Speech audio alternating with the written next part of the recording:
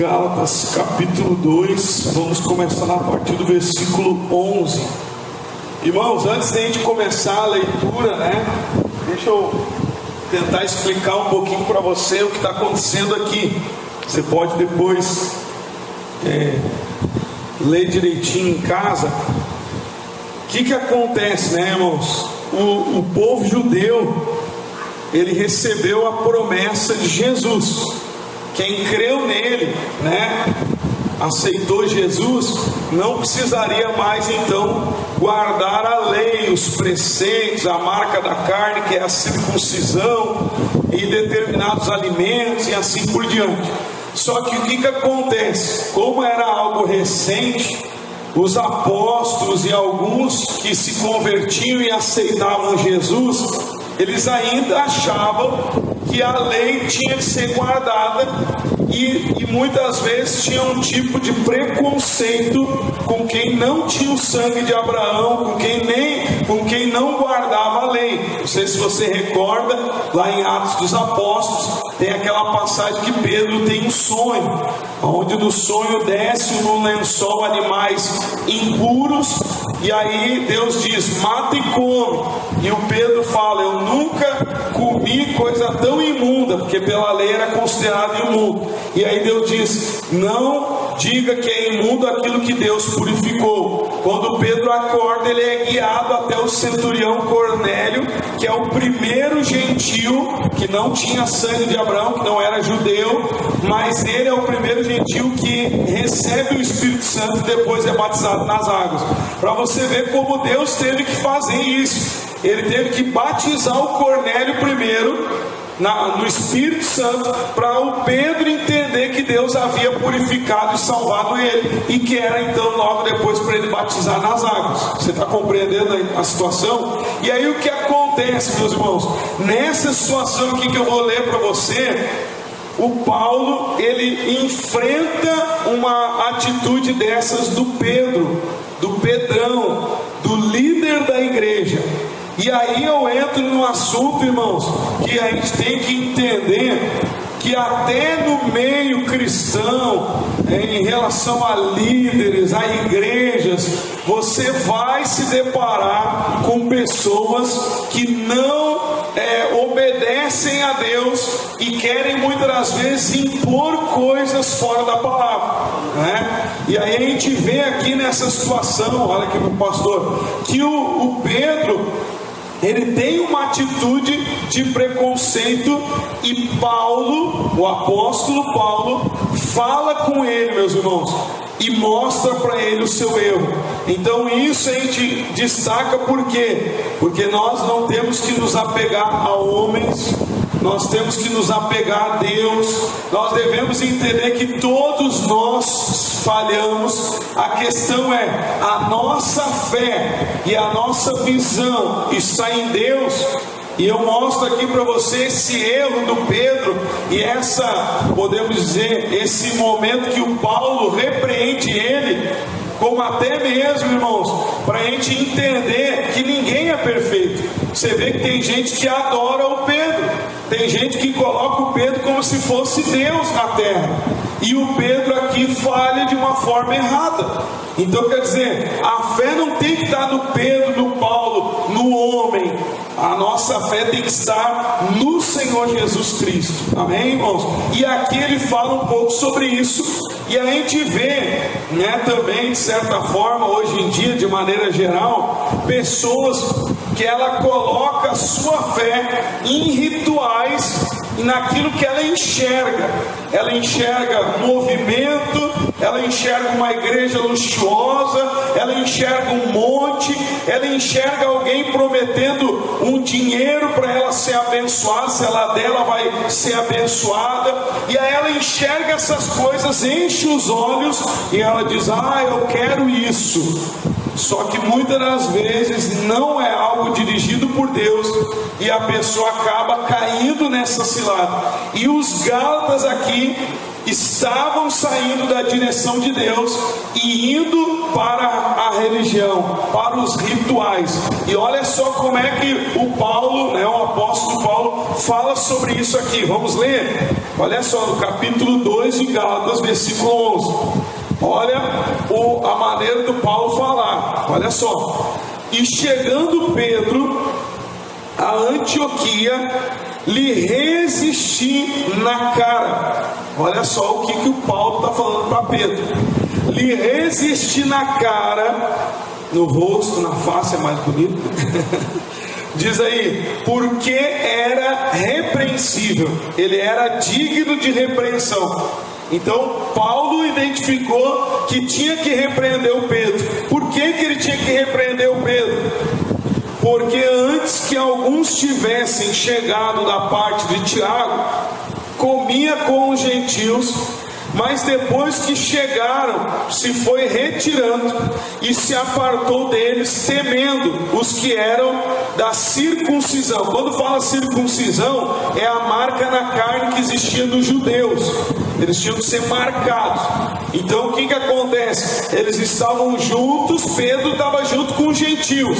Só que ele olha, quando ele vê o Tiago com os outros judeus que tinham a marca da circuncisão chegando, ele se envergonha de estar com os gentios e ele vai para junto dos judeus.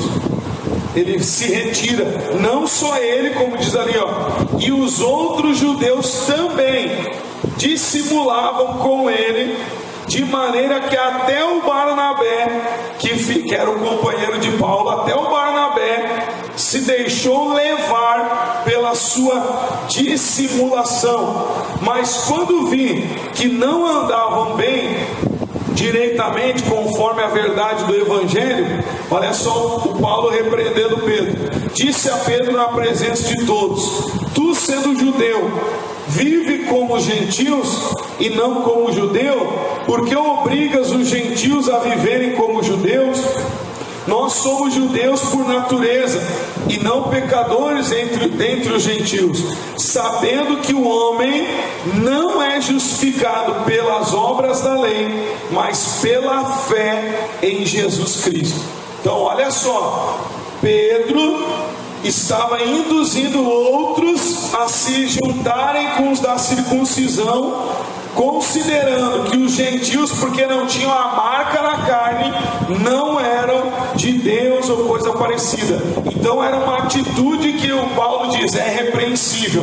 E ele vai lá e repreende o Pedro, e ele mostra que a justificação, quando a gente fala de justificação, irmãos, é chegar a Deus, é chegar à presença de Deus. Consequentemente, se eu chego à presença de Deus, eu chego a todas as bênçãos que Ele tem para mim. Amém, irmãos? Então, ele diz aí, justificado pela fé em Jesus. Quando eu começo a apresentar outras formas de você ser abençoado, eu estou tirando Jesus de lado e estou apresentando uma outra forma. Enfim, Pedro é repreendido por causa disso. Paulo fala que a fé tem que estar em Jesus. Depois eu vou falar mais um pouquinho sobre isso para você, que através dessa fé você tem direito a todas as bênçãos de Deus, né? Você alcança o melhor de Deus. Agora eu quero só destacar uma coisa também aqui, irmãos, que de certa forma Pedro, claro que tirando essa falha dele que o Paulo já mostrou, né, levando para o lado de ministério, de chamado, de propósito. O Pedro tinha um propósito dirigido por Deus para pregar aos judeus. Paulo, ele é chamado apóstolo dos gentios, daqueles que não são judeus, que não têm a marca. Então, levando para esse lado agora, o erro está aqui, como a gente vai trazer para os dias atuais do Pedro. Hoje em dia a pessoa é levada a fazer um monte de coisa para ter a bênção de Deus. Eu digo coisas rituais, e a gente tem que ter fé em Jesus. Agora também, irmãos, a gente tem que entender que tem ministério que você foi chamado para desempenhar. O Pedro, por exemplo, ele era para pregar para os judeus e o Paulo para os gentios. Quantos talvez já iam julgar o Pedro, iam julgar o Paulo, iam dizer: Pedro só quer ganhar os judeus, ele é perturbado, ele não ama os gentios. Quantos iam dizer para o Paulo é perturbado, olha só, ele só quer ganhar os gentios e não quer ganhar os judeus. É questão de ministério. O chamado do Pedro era dirigido para os judeus, o chamado do Paulo era para os gentios.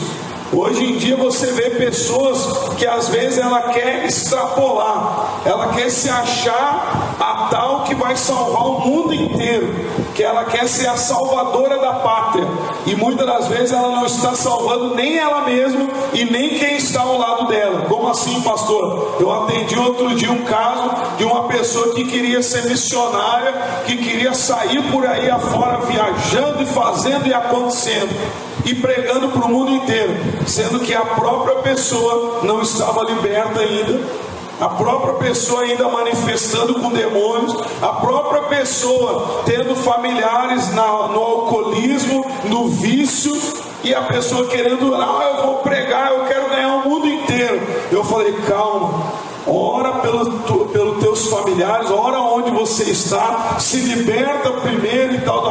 Resumindo para você a história, ela já até me contou que um dos familiares já parou de beber, que bebia direto. Diga glória a Deus. O que eu quero mostrar nisso para você?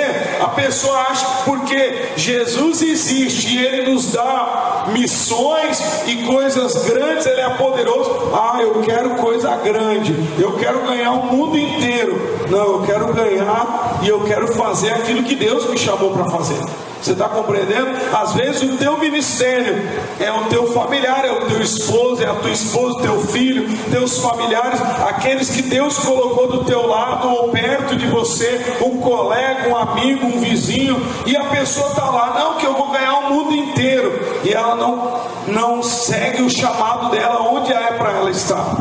O Pedro, ele tinha um chamado para os judeus, o Paulo para os gentios. E agora, nós dizemos que eles não têm amor? Nós dizemos que eles são pessoas erradas por causa disso? Não, Deus dirigiu o chamado deles. Você está compreendendo? Então você foi colocado aonde? Aonde você está? O que Deus tem para você? Você já se perguntou que você venha seguir o chamado de Deus e não achar que só porque Deus é grande, Deus é poderoso, que agora nós vamos ganhar o mundo inteiro, a responsabilidade é minha ou é sua, e se a gente não ganhar o mundo inteiro, nossa, nós vamos morrer. Deus não vai, Deus não existe, ou eu não estou com Deus. Não, eu quero estar onde Deus quer que eu esteja e cumprir aquilo que Ele tem para mim. Amém, irmãos? É isso que você tem que ter no teu coração. Porque, irmãos, essa prepotência, arrogância de achar que vai ganhar o mundo inteiro, isso é diabólico até mesmo. Porque quem salva é Deus, é o Espírito Santo, que vai levantar pessoas, que vai ser usada essas pessoas para salvar outras. Amém, irmãos? Então, quando eu acho que eu vou salvar o mundo inteiro sozinho, eu estou fora da direção de Deus. E quando eu ainda, pior ainda, quando eu ainda digo que quero salvar o mundo inteiro, mas eu coloco todas as pessoas a me adorar, a me idolatrar, a ficar na dependência de mim mesmo. E eu vou mostrar para você que Paulo fala do Pedro aqui, que ele estava excluindo os gentios, mas ele não leva eles a crerem no Paulo, a crerem nele mesmo. Ele leva as pessoas a crerem em Jesus, a ter Jesus dentro deles. Amém, irmãos? E olha só o que continua dizendo no versículo 16: sabendo que o homem não é justificado pelas obras da lei, mas pela fé em Jesus Cristo. Temos também crido em Jesus Cristo para sermos justificados pela fé de Cristo e não pelas obras da lei. Porquanto pelas obras da lei nenhuma carne será justificada. Pois se nós que procuramos ser justificados em Cristo, nós mesmos também somos achados pecadores. Então olha só, irmãos, o que acontece? Na antiga aliança, como você sabe que Jesus se deparou várias vezes com os fariseus, com os hipócritas, o que acontecia? Eles achavam que porque guardavam o sábado, porque faziam um ritual religioso, eles podiam pecar, eles podiam mentir, eles podiam querer matar, né? Não vamos longe, eles não mataram Jesus. Eles não apedrejavam as pessoas e matavam com ódio, com vingança. Quem está compreendendo a colocação do pastor? Então eles achavam que não comer o porco ou outro alimento, ou guardar o sábado, era isso que justificava eles. E aí o que acontece? O Paulo está dizendo: olha, nós não somos justificados pelo que fazemos, pela lei. Nós somos justificados pela fé em Jesus. E quando nós cremos em Jesus, nós somos achados pecadores. Então, por mais, meu irmão, minha irmã, que você queira fazer as coisas certas, e nós temos que ter esse propósito de praticar o que agrada a Jesus, a vontade de Jesus, mas a gente vai falhar em algum momento. Nós não lemos hoje Paulo falando de uma falha do Pedro, do apóstolo Pedro, sim ou não? Uma maneira dele excluir, a Bíblia diz, não fazer acepção de pessoas. E de certa forma o Pedro fez acepção. Então leva para esse sentido, meu irmão. Uma falha não significa que Deus não vai agir na tua vida. Você vai falhar, vai buscar em Jesus ajuda para melhorar e assim por diante. Então Paulo vira para Pedro e diz: olha, nós em Jesus somos achados pecadores, entre outras palavras. Quem tu é, Pedro, para exigir agora que o gentio que se converte tem que se circuncidar e tem que guardar a lei? Não é a lei que nos salva, é a fé em Jesus Cristo. Leva para hoje de maneira geral nas religiões. Quantos distorcem a palavra de Deus e levam a pessoa a achar que se ela fizer tantas campanhas, tantas subidas no monte, tantas ofertas, tantas coisas, ela vai ser abençoada. Eu pergunto para você: o que te justifica? É Jesus, a tua fé nele, ou o que você faz, religiosamente falando? Então aqui Paulo diz: é a fé em Jesus que nos salva, que nos justifica. Amém, irmãos? Então não perca esse foco, né? É Jesus que te salva, é Jesus que muda a tua história. E aí tem uma frase tão conhecida de Paulo que ele fala, quer ver? Vamos ler aí. Diz aí no versículo 17, aliás 18: porque se torno a edificar aquilo que destruí, constituo-me a mim mesmo transgressor, porque eu pela lei estou morto para a lei, para viver para Deus. Já estou crucificado com Cristo, e vivo não mais eu, mas Cristo vive em mim. E a vida que agora vivo na carne, vivo na fé do Filho de Deus, o qual me amou e se entregou a si mesmo por mim. Não, olha só, não aniquilo a graça de Deus, porque se a justiça provém da lei, segue-se que Cristo morreu de balde, em vão. Então veja só, ele diz: não vivo mais eu, a carne, o meu eu, mas Cristo vive em mim. E eu não sou justificado pela obra da lei, eu sou justificado pela fé em Jesus. Se eu acho que eu fazendo uma obra que vou ter direito à bênção, religiosamente falando, um ritual, uma atitude, essa atitude, diz aqui, aniquila a graça. Aniquila. Diz aqui: eu faço como que o que Jesus fez foi em vão. Então se eu pegar aqui e dizer para você: me dá aqui os teus pedidos, que eu vou lá no monte, e lá no monte eu vou fazer e acontecer, gritar, espernear, e Deus vai te abençoar, meu irmão. Quer dizer, é o meu sacrifício de ir no monte que vai te abençoar, não é o de Jesus? Você está compreendendo a colocação? Pastor, mas o senhor é contra ir no monte? Não, vai no monte orar, vai no teu quarto orar, na igreja orar. Aonde você orar com fé, Deus vai te atender. Diga glória a Deus. Mas eu sou contra a idolatria e achar que aquilo vai me abençoar, sendo que o que me abençoou já foi feito, que foi o sacrifício de Jesus. Você está compreendendo, irmão? Então muitas pessoas, ela não compreende a distorção que leva as pessoas, né? Que leva a fé das pessoas, porque daí ela leva a pessoa a acreditar no dinheiro que vai dar, no ritual que vai fazer, e Jesus fica de lado. O que Jesus fez fica de lado. E aí o que acaba acontecendo? Ela acha que é o show que vai abençoar ela. Ela acha que é o ritual. Uns falam da roupa. Outro dia eu atendi um caso de uma pessoa que foi falado para ela que se ela guardasse o dia tal, que depois a gente vai falar, e está escrito aí nesse mesmo livro sobre isso. Se guardar, Deus vai te abençoar. Quer dizer, eu pergunto para você, o que vai nos abençoar é o dia? Quer dizer, se você passar os dias de sábado dormindo, Deus vai mudar o teu coração, vai te encher de paz, de alegria, de amor, de perdão, de misericórdia. Deus vai mudar a tua história, o teu interior, porque você passou o dia dormindo. Deus vai mudar o teu interior se você crê que Jesus pagou o preço e você tem acesso ao Espírito Santo hoje. Você está compreendendo a diferença? E às vezes a pessoa acha que o ritual que vai abençoá-la, e não é o ritual, é a fé em Jesus. Para você ver o quanto é importante a tua fé em Jesus e o porquê que Jesus morreu na cruz, irmãos. No capítulo 3, versículo 13, diz assim, presta atenção: Cristo nos resgatou da maldição da lei, fazendo-se maldição por nós, porque está escrito: maldito todo aquele que for pendurado no madeiro. Para que Jesus foi pendurado no madeiro? Para que a bênção de Abraão chegasse aos gentios por Jesus Cristo, e para que pela fé nós recebamos a promessa do Espírito Santo.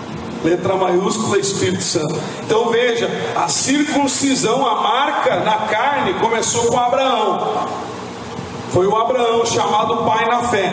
E aí agora está dizendo, para você ter as mesmas promessas de Abraão, você tem que crer em Jesus. Jesus morreu, foi pendurado no madeiro, para as mesmas bênçãos estarem na tua vida. Diga glória a Deus. Então não é um ato religioso que vai trazer a bênção, e sim a minha fé. Jesus já pagou o preço, eu tenho acesso à promessa. Jesus já morreu por mim, eu creio na promessa. Amém, irmãos? Talvez você pense, pastor, mas como assim? É só crer em Jesus que eu já tenho direito. No capítulo 3 ainda, o versículo 29, olha só o que diz aqui. Diz assim: e se sois de Cristo, quem tem fé em Cristo, quem é de Jesus, então sois descendência de Abraão e herdeiros conforme a promessa. Se você crê em Cristo, você é descendente de Abraão e você tem direito à promessa, herança. Agora eu pergunto para você, para a gente entender bem, né? Está amarrado 1 milhão de vezes, que Deus nos guarde, nos livre, né? Dessas coisas, e se vier a acontecer, que Deus nos abençoe, nos ajude, consolando e dando direção para tudo. Mas talvez até teve pessoas aqui que já teve experiência com isso. Quando uma pessoa morre, vamos dar um exemplo de pai e mãe, né? Morre lá o pai. Você já viu algum filho, a não ser que não seja filho, né? Tem que fazer DNA, né? Você já viu algum filho brigar por direito da herança? Claro que brigar, às vezes temos que brigar, né? Mas eu estou falando pelo direito. Você já viu algum filho não ter direito à herança? Ser excluído? É filho, tem direito. Você está compreendendo? Pode ser que alguém passe a perna. A gente está falando de pessoas têm maldade, né? Tem uns que passam perna, tem um, né, que enrola, mas isso aí é outra história. Mas ele tem direito. Nenhum juiz, nenhum advogado, nenhuma pessoa normalmente diz: tu é filho, não, tu não tem direito. Não, todo filho tem direito.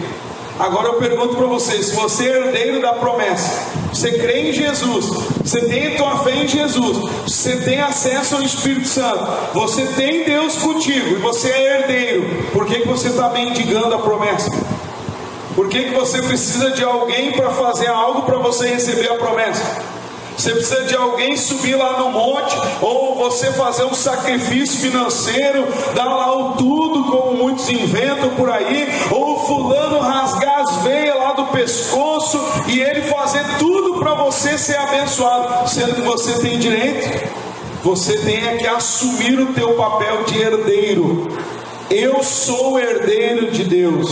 Eu recebi através da minha fé em Jesus o direito à promessa. Então não é eu ficar pedindo promessa ou querendo que alguém faça alguma coisa. Se eu sou filho, eu tenho direito à promessa. Amém, irmãos? Lembra que Paulo diz que não viva mais eu, mas Cristo vive em mim. E se Cristo está em mim, eu tenho acesso às promessas de Deus. E diz mais aqui, no versículo 7, no capítulo 4, versículo 7, olha que forte isso aqui. Assim que já não és mais servo, mas filho, e se és filho, és também herdeiro de Deus por Cristo. Você é herdeiro. Antes os gentios eram servos, né? Você vai até encontrar nas histórias bíblicas, né? Pessoas que não eram judeu, não tinham o sangue de Abraão, mas se juntavam com o povo de Israel e serviam o povo de Israel para ser abençoado. Você já viu isso? Já deve ter visto em alguma leitura bíblica, né? Algum comentário, enfim, você vê que pessoas iam e elas serviam Abraão, serviam Moisés, serviam aquele que era do povo de Deus. Só que agora está dizendo: você não é mais servo, você é filho, e o filho tem direito à herança. O filho tem direito à herança. Diz ali: herdeiro de Deus por Cristo. Agora pensa, como é que você está se comportando? Como aquela mulher lá, pedindo pelo amor de Deus, me dá umas migalhinhas, né? Que até os cachorrinhos comem. Ou você está se portando como filho de Deus e crendo na tua bênção? Pensa nisso. Como é que você está se levantando no mundo espiritual? Você crê que através da tua fé em Jesus, não é mérito. Não é mérito, mérito ninguém tem. Até o Pedrão lá falhou, como a gente mostrou. Todo mundo falha, eu falho, você falha. Não tem ninguém aqui que é alguma coisa mais do que o outro. Todo mundo falha. Agora a gente está lutando para Cristo viver em nós. E mediante isso, nós temos o direito à promessa. A herança é nossa. Somos herdeiros de Deus. Como que eu me comporto diante disso? Eu estou declarando que a bênção está na minha vida, como lá em Abraão Deus fala: "Sê tu uma bênção". Uma bênção, você é a bênção, Abraão. Você está se comportando como um filho de Deus, como um herdeiro de Deus. Quando eu for na minha casa, vou pisar o pé lá, Deus é comigo, eu tenho a bênção do Senhor. Aonde eu for, Deus vai ser comigo no trabalho. Está caminhando na rua, eu sou herdeiro de Deus, eu sou diferenciado. Por quê? Porque eu tenho fé em Jesus. Amém, irmãos? Não é que a gente seja mais do que ninguém, até porque não é mérito nosso. Coitado de nós se acharmos que somos alguma coisa, porque o nosso direito não vem de nós, vem da fé em Jesus. Ele pagou o preço, foi pendurado no madeiro para você ter a bênção. Agora você imagina que preço que ele pagou para a gente andar aqui na terra como um derrotado, mendigando promessa, mendigando pedido, ou até mesmo, agindo como se não tivéssemos acesso às bênçãos. Agindo como se, eu não mereço. Claro que a gente não merece, mas ele morreu para a gente ter acesso. Então nós temos que crer nas promessas e assumir esse papel de filho e herdeiro de Deus. Amém, irmãos? Agora olha só como é importante você conhecer a Deus.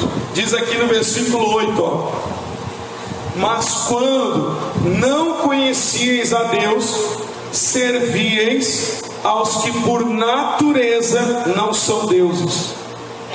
Quando você não conhece a Deus, você serve ao homem. Você serve ao homem. Você idolatra o homem.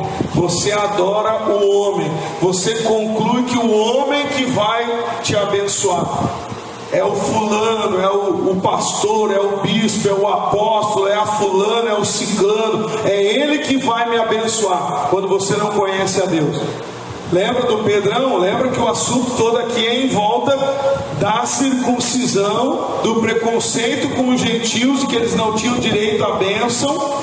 E o Pedrão fez o quê? Você lembra do que a gente leu? O Pedrão estava junto com os gentios. Quando o Tiago chega com os judeus legítimos, circuncidados, imagina a pose deles, né? Com aquelas roupas, né?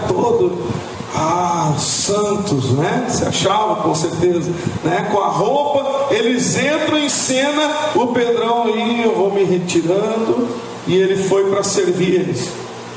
Aí daqui a pouco até o Barnabé também vai, dissimula e vai.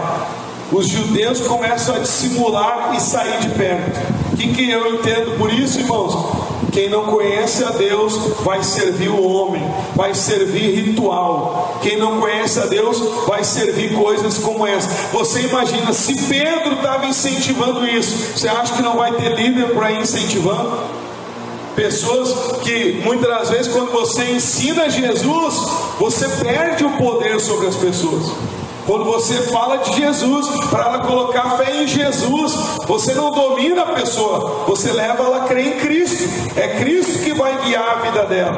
E aí muitas pessoas confundem isso, né? Confundem essa atitude com falta de sabedoria, de entendimento da palavra. E aqui nós estamos vendo que é o contrário. Quem não conhece serve homens.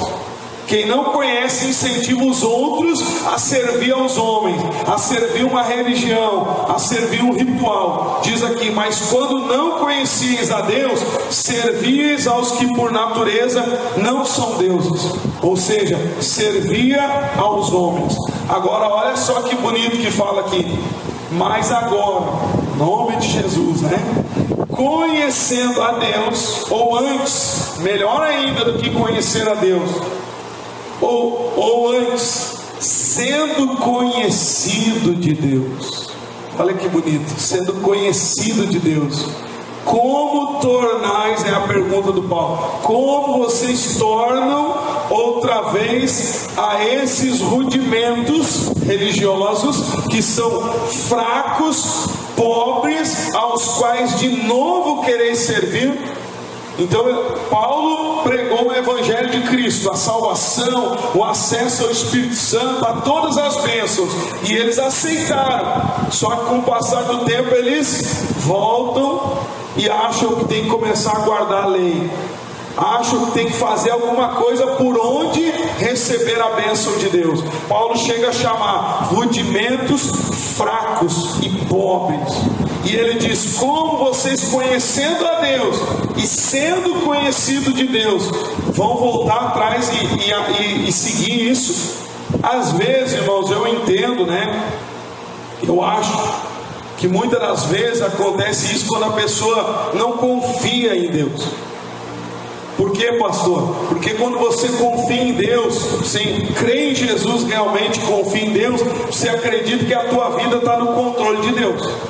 E às vezes a nossa vida não segue como a gente gostaria, porque está no controle de Deus, Ele sabe o que é melhor para nós. E às vezes a pessoa começa a duvidar de Deus, duvidar de que está no caminho certo, porque não está do jeito que ela quer. Em vez dela confiar em Deus e seguir com Cristo na sua vida, com a fé em Jesus e crendo que o amanhã Deus dará vitória e será melhor e assim por diante, a pessoa começa a duvidar. E aí o que acontece? Aparece os que têm os rudimentos fracos e pobres para buzinar no ouvido e dizer: não, é porque tu precisa de um dia, tu precisa de um ritual, tu precisa do voto X, tu precisa fazer não sei o que, porque essa campanha aqui vai mudar a tua vida. E aí a pessoa: eu preciso disso, então é isso que me falta. Ou seja, eu abandono a comunhão com Jesus a posição de herdeiro, que me dá direito à bênção,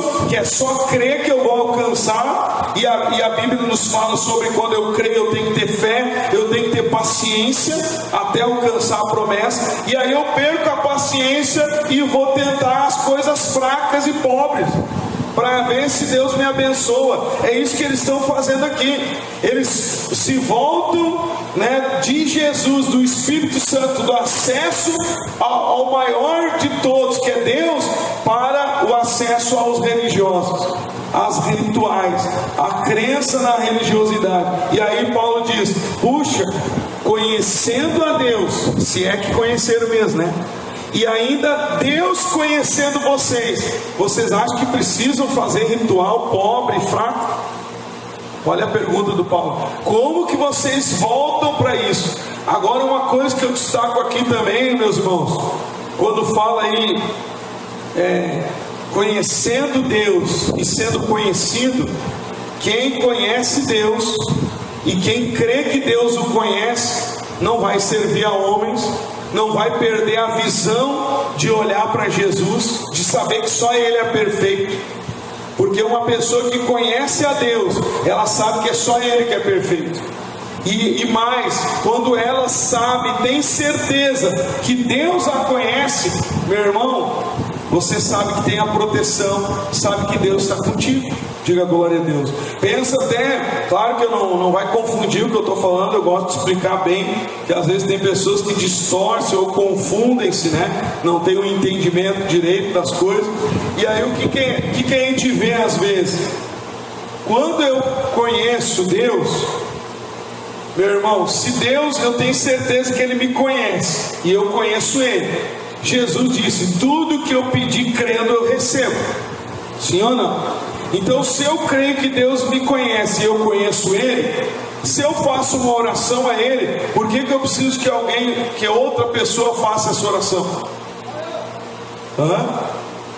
Se eu conheço Ele, você já viu, vamos falar de algo natural, Você já viu aquelas pessoas que acontecem aí, de alguma forma? Vou dar um exemplo aqui, só para entender. Não tem caso de pessoas que você diz: aquela pessoa lá eu não conheço, mas se eu conhecesse eu ia pedir tal coisa para ela, eu ia pedir alguma coisa para ela. E aí alguém diz assim: eu conheço fulano, deixa que eu falo com ele para ti. Você já passou por isso? Não? Nunca na vida? Ou você é quem conhece ou alguém conhece. Você já passou por isso? E a pessoa: não, eu conheço fulano, já sei quem é, e conheço há tempo, vou lá, eu falo para ele por você, eu peço para ele, ou eu falo com ele. O que eu quero mostrar nisso para você? Se você conhece Deus e é conhecido dele, para que você precisa que alguém faça um pedido por você? Pensa nisso. Claro que eu não estou falando aqui sobre orar juntos. A Bíblia diz um orar pelo outro, um orar junto. O que dois concordam na terra é concordado no céu. Diga glória a Deus. Entenda o que a gente está falando aqui. Uma coisa é orar juntos, é os dois crendo, é os dois orando, é os dois confiando, é a igreja junto orando. Outra coisa é: ora para mim aí, porque eu não estou acreditando na minha oração. Fala com Deus aí, porque eu não sei se Ele me conhece, se Ele está me ouvindo mesmo. Você está compreendendo? Então, eu conheço a Deus e sou conhecido dele. Deus te chamou para você ser filho, ser herdeiro. Você já viu um filho chegar na tua casa e pedir para abrir a geladeira para tomar uma água, se a casa é dele? Ele vai lá, abre e toma. Sim ou não? Exceto algumas outras coisas, daí tem que proibir para não exagerar. Mas normalmente você vai lá, é filho. Qual é o pai e a mãe que não vai dar o que o filho precisa? Agora pensa nisso: você é filho de Deus. Você não crê que você é filho, que Ele te conhece, que você é conhecido dEle, que você tem um nome no céu. Jesus te chama para ser herdeiro de Deus, filho de Deus, meu irmão, minha irmã. Então assuma o teu papel, diga: eu sou herdeiro de Deus, Declare: eu sou herdeiro. Jesus morreu para mim ser filho, para mim ser herdeiro, para eu conhecer Deus e Ele me conhecer. Eu tenho um nome diante de Deus. Antes não tinha, quando não conhecia conhecia a Deus, servia a homens, porque não conhecia a Deus. Agora é conhecido de Deus e Deus te conhece. Então agora, depois de saber disso, eu vou voltar aos rudimentos fracos e pobres de acreditar num ritual religioso, que é mais poderoso o ritual do que o nome de Jesus. Claro que não vai confundir, Jesus ensina a orar, a usar o nome dele para expulsar o mal, né? Como a gente já citou, concordar na terra é concordado no céu, a usar a fé, né? Se você mandar a montanha sair do teu caminho, vai sair. Jesus ensina a usar a fé, a pedir, tudo que pedir crendo recebereis. Agora, irmão, você não precisa depender de um ritual religioso para crer na promessa que é tua. Você é filho, você é herdeiro, você tem direito. Creia que as bênçãos já são suas. Amém? E olha só como isso é algo sério. Olha o que o Paulo diz para eles. Olha como fala do dia também dos meses. Ó. Lembra que ele fala: como que vocês podem voltar aos rudimentos fracos e pobres? E aí, que rudimentos é esses? Ele diz no versículo 10, ó: guardais dias, meses, anos. Olha só o que ele diz: receio de vós que haja eu trabalhado em vão para convosco. Então Paulo vira para eles e diz: puxa, vocês, filho, herdeiro, conhecendo Deus e sendo conhecido, voltam atrás, voltam à religiosidade, voltam a rituais. Vocês vão guardar dias, meses, anos, vão ficar lá nos rituais. Você sabe, tem gente que guarda roupa. Outro dia me contaram que um camarada falava da roupa, que não podia usar bermuda e não sei o que, não sei o que. E quando vê, estava ele correndo numa praça de bermuda.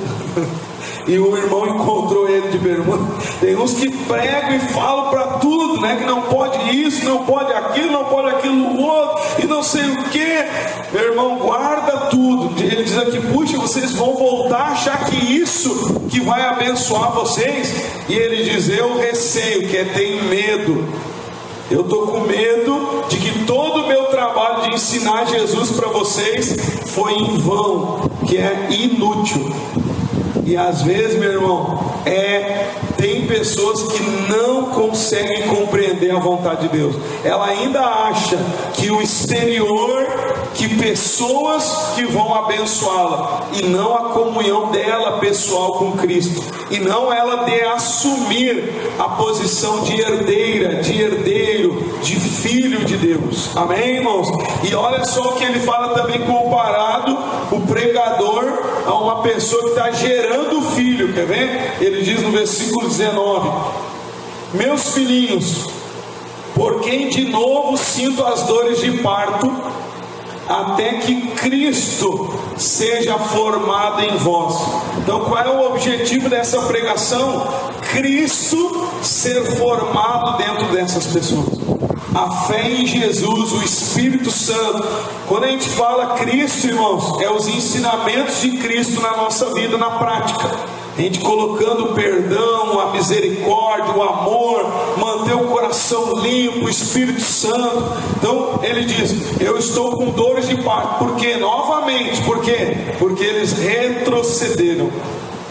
Em vez de eles evoluírem espiritualmente, eles retrocedem e voltam atrás. E ele diz: novamente eu estou com dores de parto, porque vocês não têm Cristo gerado dentro de vocês. Então, uma pessoa que entende a vontade de Deus, meu irmão, ela não vai falar de si mesma, ela não vai promover rituais, ela vai promover comunhão com Cristo. E mais ainda digo para você que Paulo, ele estava meio bravo até. E isso aqui é uma carta, né, irmãos? Uma carta. E o Paulo, ele muda, ele fala que ele queria estar lá falando isso para eles, e ele chega a falar que ia mudar o tom da voz dele. Para você ver que Paulo era homem, era uma pessoa normal. Amém, irmão? Tem gente às vezes que até isso, né, exige que o pastor fale manso. E o pastor fala que nem, né? Só Jesus na casa.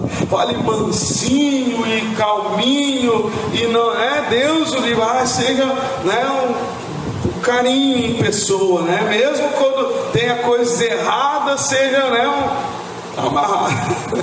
Aí o que a gente vê? Lembra como é que foi o assunto inicial? Resistir Pedro na cara. Então ele não falou manso com Pedro. Pedro, tu está errado, não é assim. Ele falou com Pedro. E no final aqui, olha só o que ele diz: eu bem quisera, para a gente já encerrar, eu bem quisera agora estar presente convosco e mudar a minha voz, porque estou perplexo a vosso respeito. Ele está apavorado por causa da mudança dos Gálatas, da forma que eles caíram espiritualmente. Era para ele estar lá, herdeiro de Deus, filho de Deus. Deus me chamou, vamos lá, Cristo é comigo, Cristo vai crescer dentro de mim, eu vou evoluir. Eles caem na religiosidade, naquela dependência de rituais e coisa arada, e Paulo chega a dizer: eu estou perplexo. E eu queria estar, sabe aquela mãe, aquele pai que diz assim: deixa, quando chegar em casa tu vai ver. Mais ou menos eu entendo que é isso. Lembra que ele fala no anterior sobre ele gerar filhos, né? Então ele considera eles filhos. Você nunca deu uma bronca no filho, não? Tudo manso. Nunca pegou e deu uma bronca no filho? Paulo está falando aqui como filho, como pai, como mãe. Ele diz: eu estou gerando vocês de novo, sentindo dores.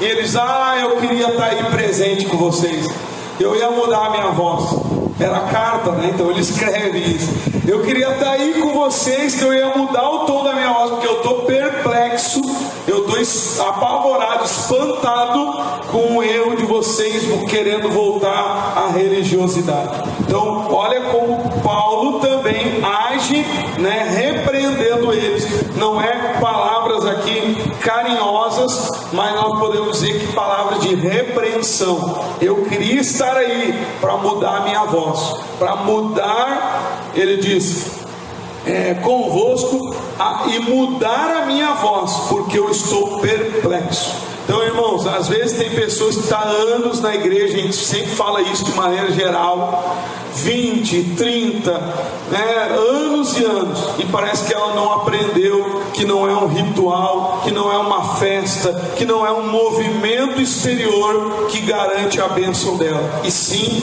a fé exclusiva em Jesus. Essa fé em Jesus que trará a herança, as bênçãos de Deus na nossa vida. Diga glória a Deus. Então creia em Jesus, e que a partir de hoje você possa declarar: eu fui chamado para ser filho, para ter a herança, e eu não aceito nada ao contrário disso. Se Deus pagou o preço, que é pendurar Jesus, para ele se fazer maldição, para hoje eu ter a bênção de Abraão, eu vou aceitar ser pisoteado pelo diabo? Se hoje é para mim pisar no inimigo e vencer, ser herdeiro, ser filho, eu vou aceitar ser um mendigo na fé, espiritualmente falando? Eu estar lá sempre, se puder me abençoar, pelo amor de Deus. Não, eu tenho direito, eu sou filho, não é por mérito, Jesus pagou o preço. Você está compreendendo, né? Não é eu mendigar a bênção, eu crer, eu tenho direito a essa bênção. Por quê? Porque eu sou alguma coisa? Não, porque Jesus morreu por mim e Ele pagou o preço para mim ser filho e ter a herança. Amém, irmãos? Então não aceite menos do que o que Deus fez por você. Ele tem o melhor para a tua vida. Que a partir de hoje você declare: eu sou filho, eu sou herdeiro, e eu não aceito nada ao contrário disso. Amém, irmãos? Então creia e abençoe a tua vida, abençoe o teu futuro, abençoe a tua família, porque Deus te escolheu para ser filho e herdeiro, em nome de Jesus. Amém? Vamos orar? Se você pode, fica de pé, fica à vontade, de pé ou sentado, o que importa é orar, né? Vamos orar.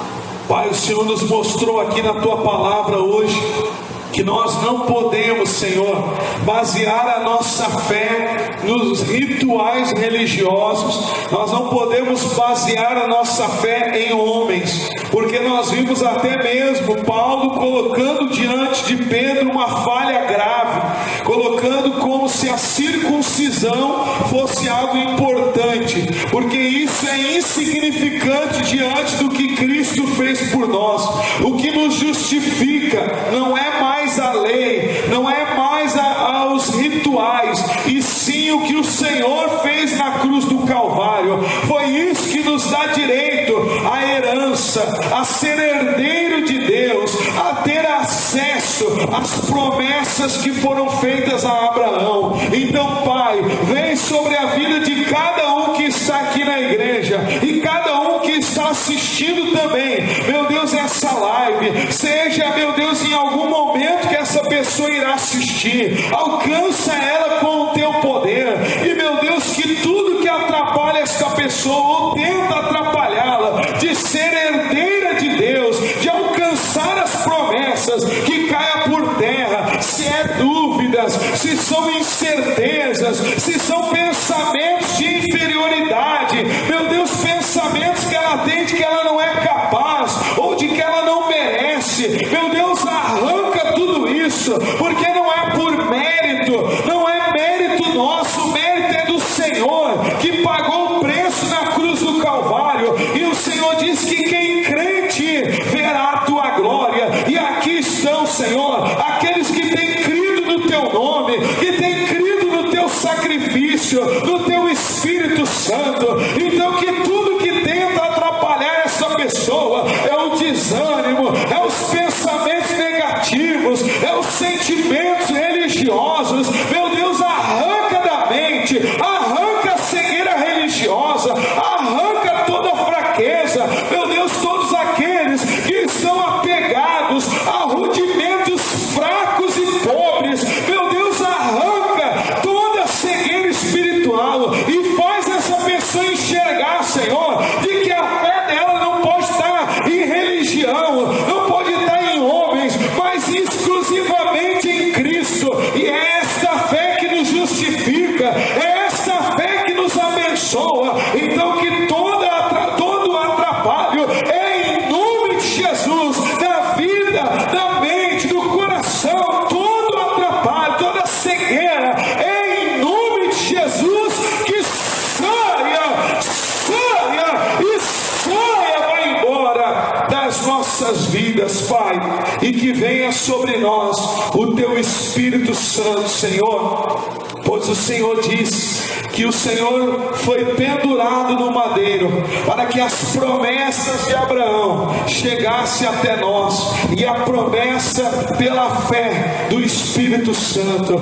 Então vem, Senhor, vem sobre cada coração com o teu Espírito e testifica no coração dessa pessoa que ela foi chamada para ter direito às promessas, como filha, como filho de Deus, herdeiro de Deus. Senhor, testifica nos corações, Pai, que o Senhor nos chamou para esta posição, mesmo nós não merecemos